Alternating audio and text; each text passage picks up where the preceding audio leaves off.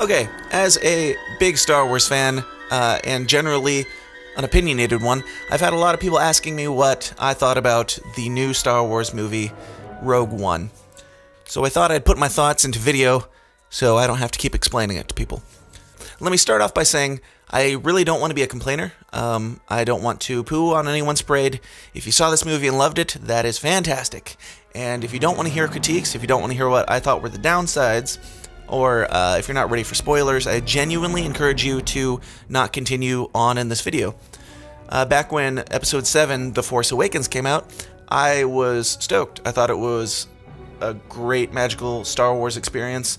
It certainly had its ups and downs, but I thought it was overall a fantastic movie. And when people afterwards started bashing on it for ripping too much content or too much storyline from A New Hope, or things like Kylo Ren being a little too whiny or whatever, it really bummed me out. It really brought the mood down.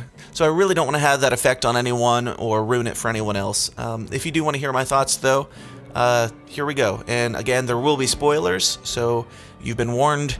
Leave now. So, what did I think about Rogue One? Rogue One is a movie about a Star War. It has all the visual stimulants of any movie in the Star Wars franchise, and even a few familiar faces. But ultimately, it is simply a space war movie. And as a space war movie, it is really good. But as a new member of the Star Wars family, I personally had higher expectations, to be honest. I'm a huge Star Wars fan, and I went into it genuinely wanting to love it, but found myself still wanting to love it an hour later. I think a lot of it has to do with the characters. The original trilogy and The Force Awakens are just known for having these vibrant, lovable, relatable characters across the board, and while Rogue One's characters were still head and shoulders above the cardboard cutouts that we saw in the prequels, they're still kind of lacking a little bit of that life, that passion.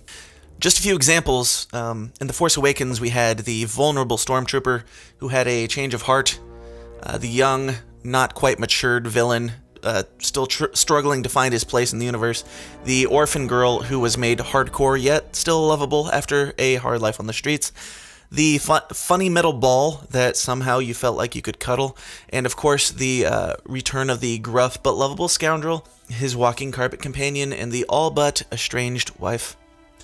In Rogue One, we have the also orphan girl who was raised in the system and became a hardcore soldier, her gruff father, the gruff Hispanic soldier, the gruff black soldier, the gruff Japanese soldier, the gruff Chinese soldier, the gruff yet mostly confused Middle Eastern-y soldier, and a funny snarky droid. Now, none of these people are bad actors in any way. They all filled their parts very, very well. But there was just a lack of much emotional connection to any of them, especially when we only see them for 2 hours and they were all doomed from the beginning. But we'll get into that later. One of the first glaring issues for me was that the movie just starts out so slow. They spend like an hour just laying out the basis for this story and these characters, and by the time that hour's over, we still don't really relate to these characters or know all that much about them. The CGI animation and the visual effects just look amazing, the same as they did in The Force Awakens. I think it's really cool that they are making some of the alien characters kind of look puppety, so they match up with the rest of the Star Wars series and the original trilogy back before they had the technology to make them all look real. So they have their blend of the puppety looking ones and their blend of the more realistic looking aliens, which I think is really cool. But Grand Moff Tarkin and young Princess Leia being completely CGI, they looked like they belonged in a video game, or maybe the prequels. If you can't do it, just don't do it. Don't force it. Just don't. It did not look natural. It did not really work for me.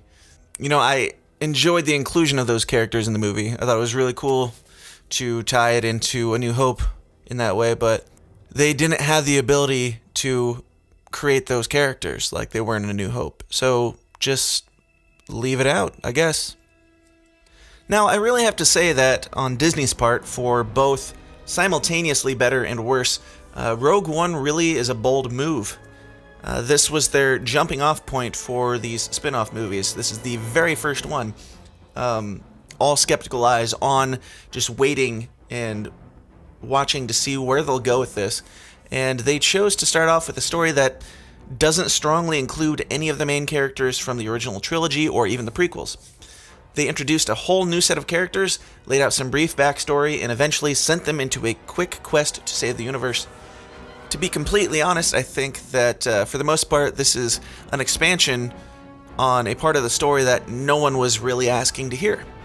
Maybe I'm wrong, but when I heard about this movie and that it was going to take place in between episodes 3 and 4 and show the rise of the Empire, I was really hoping it would be more relatable, maybe following the story of an everyday citizen family where the Empire starts to creep into their everyday lives and they see the uprise of the tyranny and they decide to take action, but maybe it's too late, maybe it's not.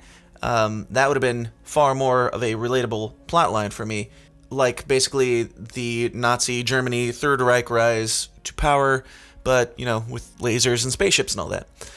Instead, I feel like they literally spent 2.5 hours telling us the story of why it was so easy to blow up the Death Star in A New Hope. And don't get me wrong, I thought that explanation was absolutely brilliant.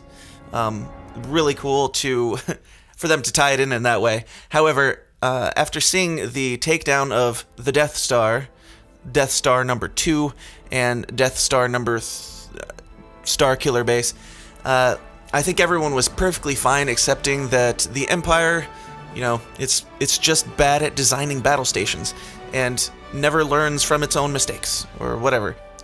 As much as I hate to relate this movie in any way to the prequels, a parallel could be drawn, only in the way that a lot of time was spent answering questions that people just weren't asking. Now, it was far from all bad, and it really wasn't even a bad movie, but the main ingredient that it was really lacking, in my opinion, was the Star Wars magic. I went to The Force Awakens on opening night. I think it was the second showing of that night, so we were standing in line, and people from the screening before us were exiting the movie. There was like an electricity amongst everyone. People left the theater just beaming. I left the theater beaming. After Rogue One, people kind of just left.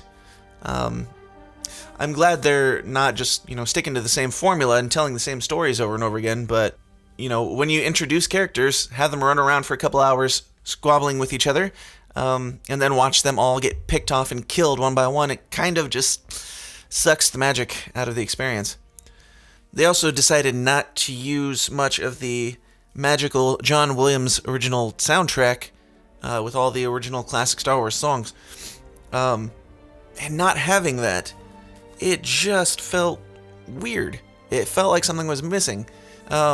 When you hear those songs, they just trigger the memories. They trigger the nostalgia. They trigger the magic of Star Wars and what makes Star Wars great. And them not being there, I don't know. It was weird. I also really got to wonder why, after The Force Awakens, they felt like the very next story that they absolutely needed to tell was that of a white 20-something orphan female who grows up in harsh conditions and becomes the main protagonist, the savior of all, and all that. After The Force Awakens got so much flack for ripping off plot points and details from A New Hope and some of the other films as well. After you got so much crap for that, why would you tell such a similar personal story with Rogue One? After seeing Rogue One and a couple days of pondering all these decisions that Disney made, I thought to myself, why would Disney make this movie at all? Why would they risk putting a pretty unnecessary film right after the explosive expansion of The Force Awakens and, potentially jeopardizing any interest in Episode 8 or the future of the franchise? My first thought was that this movie was just a moneymaker entirely, which was a sad and depressing thought. But if it was just a moneymaker, why would they make it a war movie without, the flashy lightsabers and the fun characters that kids will buy as toys? Why wouldn't they have, more likable characters? Why wouldn't they have a single character that kids can dress up as for Halloween in 2017? Why would they choose to end this movie by killing off literally every member of the newly founded Star Wars Suicide Squad? Seriously, that's what it was. Was it because they wanted to include a couple of classic characters that were getting a bit old, so they couldn't put off these movies any longer? Well, no, because there were only like 3 or 4 that mattered. James Earl Jones is just the voice of Darth Vader. Anthony Daniels is just the voice of C-3PO, and there's a million impersonators out there who could take these positions if these people died.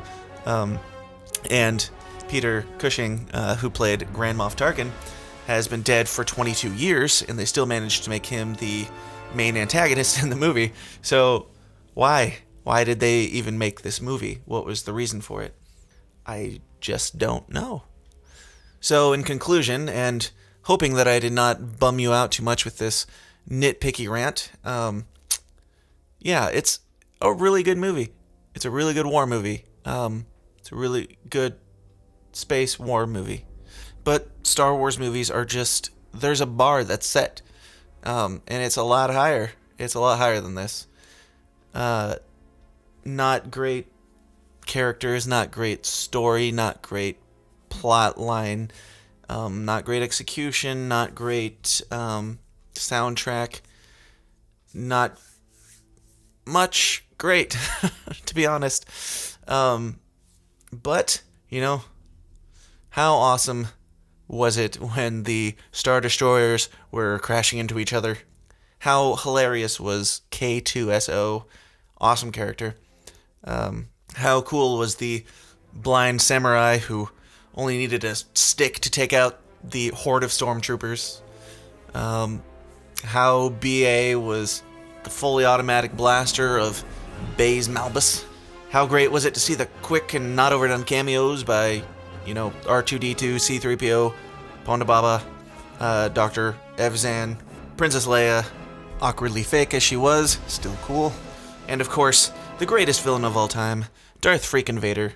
How incredible was that closing scene when he strolls in through the haze and takes out the only lightsaber in the entire movie and just destroys the foot soldiers. When he force push slammed the one into the ceiling and drops him into a crumpled heap.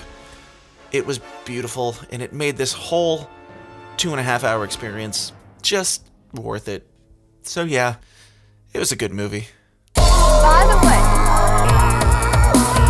there's a name for you, lady.